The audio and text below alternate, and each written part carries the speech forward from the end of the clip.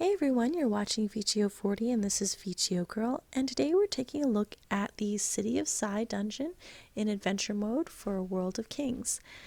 Now, I'm going to skip through most of the mobs in the beginning here to get to the boss, so go ahead and clear all the mobs on the way to the first boss.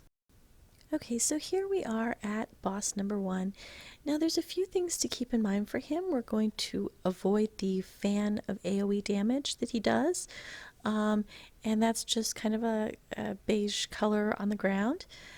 And also we're going to try and avoid some whirlpools that come up, though halfway through the casting time it says to step on the whirlpools, so we'll do that. And also around the outside of the boss circle there is a red section, one of those dark red sections that's kind of hard to see. So when he does a knockback, you're going to want to move out of that red. This is especially important for DPS. You might want to stand a little closer to the boss just to avoid that knockback. So here we are with a circle. Just move back and you can see that line of red, and you'll get red text above your head if you get too close or get into that.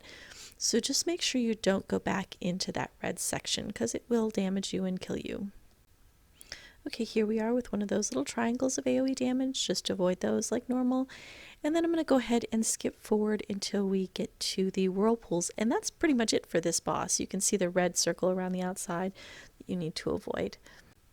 And here's the message about the sand that you have to go into after halfway through the casting. And if you saw right below the boss's name at the very top of my screen, there was a little counter or a little casting bar, and when it gets over halfway, that's when you want to step into one of those circles. So I'm going to fast forward and see if we can find another one to show you where that message is. There's also a little normal share damage thing going on here. And then avoid these whirlpools as they come up, or the sand pits, whatever they are.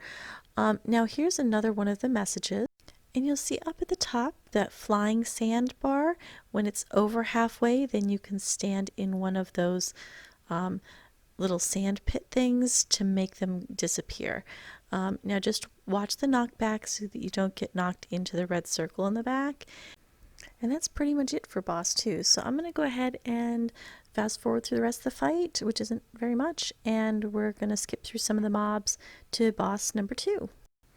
Okay, so for boss 2, clear everything in that little square up at the top, and what you're going to do is you're going to talk to the guys in the back to activate the second boss fight. Now the second boss fight is way different than the others.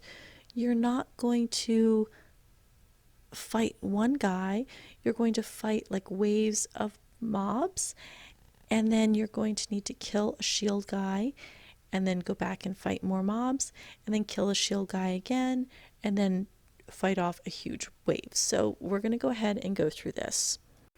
Okay, so first things first, you don't want the mobs to get to the guys in the back. So you're going to have people on both sides making sure to attack these little mobs and kill them so that they don't get all the way to the people in the back. And this is just going to be a couple waves, so we'll fast forward through some of this. Okay, so this is a really long fight, and I don't want to go through everybody. I'll point out the important parts. You're going to have different mobs coming out that you're going to attack.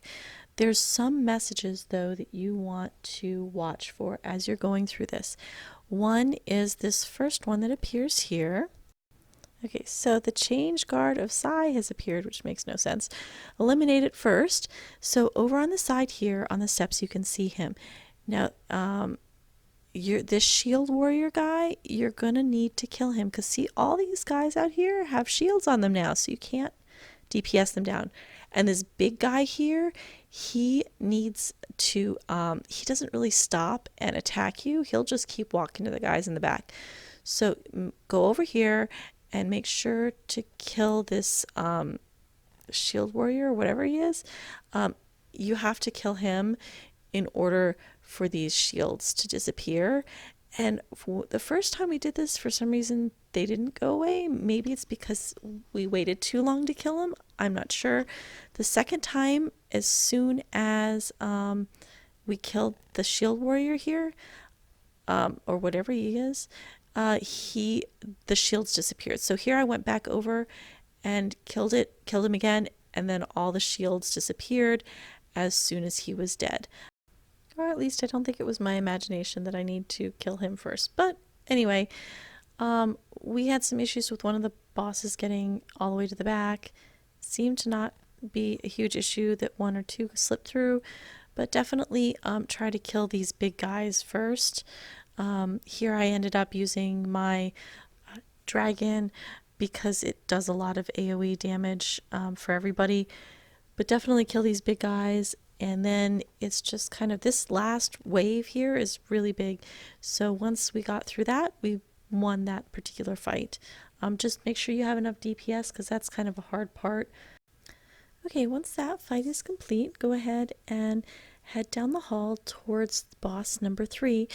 Now, I think you have to clear all the mobs, but I'm not 100% sure in the main room where the boss is.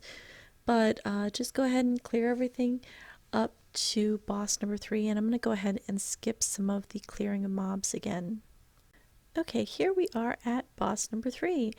Now, this is kind of another one that's a little bit of a fun fight. It's not too challenging, unlike some of the other dungeons with the third boss.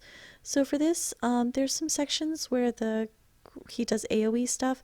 Instead of the ground turning yellow, it's kind of almost like a beigeish sand color. It's textured, so you can see. You just kind of want to stand out of that. You can see it on the other side. It's not a huge AoE thing, but just kind of avoid it. The other thing, the really only major thing about this fight is at one point you'll have a little thing above your head that says water. And you can see I have a little water text above my head in blue, and somebody else does as well. I don't see anybody else having anything. So for this round, we just keep DPSing the boss. Okay, we're just going to skip ahead and avoid some AoE attacks until we get the next message above our heads.